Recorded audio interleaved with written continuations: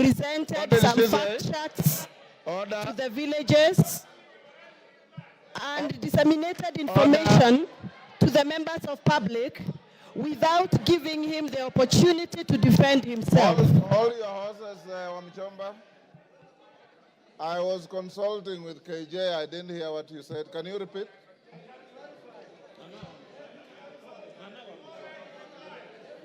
Can you repeat what you said? I can't hear you, Mr. Speaker. Repeat what you said. I didn't hear. I was consulting with Honorable Member for Dagoretti. I have said I rise to defend the Deputy President, the Honorable Rigathi Joyfrey Gachagua, against a process that I feel, personally as my opinion, it is mob justice against the Deputy President because he has not been given the right of reply before we went for public participation. That is what I've said. Honorable Wamuchomba. According to the standing order here.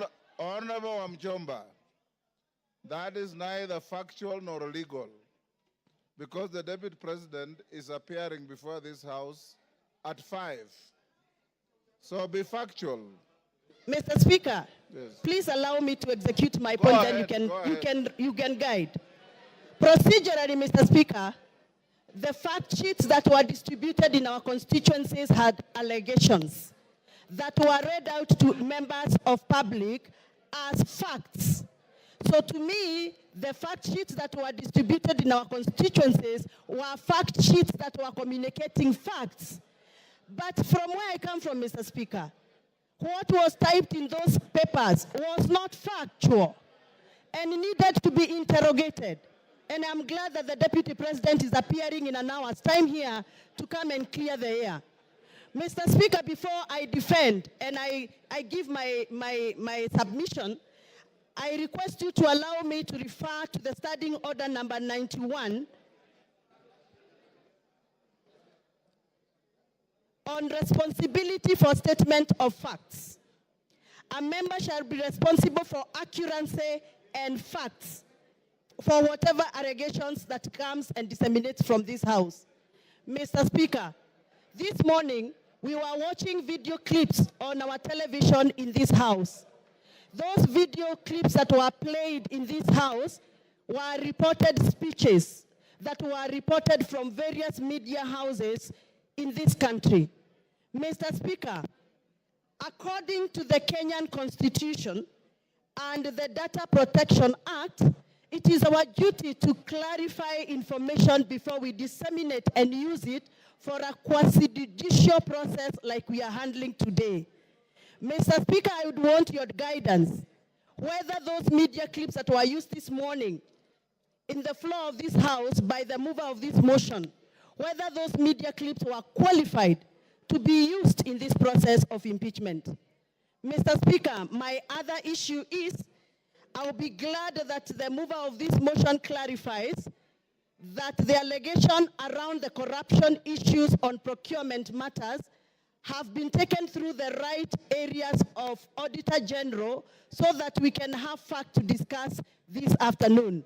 Otherwise, according to me, the allegations that have been tabled by the mover of these motions are mere mudslinging, they are hearsay, they are gossips, and they must stop. And Mr. Deputy President must continue working for this country with all the energy, with all the labor, and with all the love that he has had. And those that feel that Mr. Deputy President has been biased into Mount Kenya politics, please forgive us, but we must tell you, everybody has their home. The Deputy President comes from Mount Kenya, and every good thing starts from Jerusalem. Even Jesus had to start his good work from Jerusalem.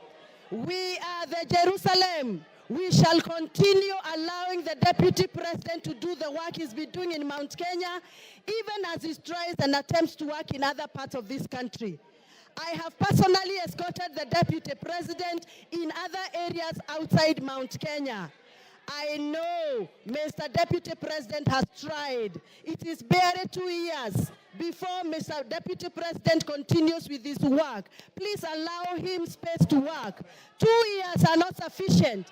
Even for the members in this house know very well. They have also not been able to do what they promised their voters during campaigns. We are all elected members here, and we know we made pledges, and 2 years are not sufficient for anybody to use that as a basis to judge anybody on the performance. I support that the Deputy President be given the opportunity to serve this country, and those that are attacking the Deputy President for working on behalf of the Mount Kenya region, they must also accept that everybody has a village where they come from, everybody has a home where they come from, and every good thing starts from Jerusalem, just like Jesus Christ did. Asanteni sana, and I refuse. The Deputy President is going nowhere. He's going to stay here to serve us. To serve us as we gave him votes. Thank you very much. Thank you, Speaker. Thank you, Honorable Speaker, for giving me this opportunity to contribute to this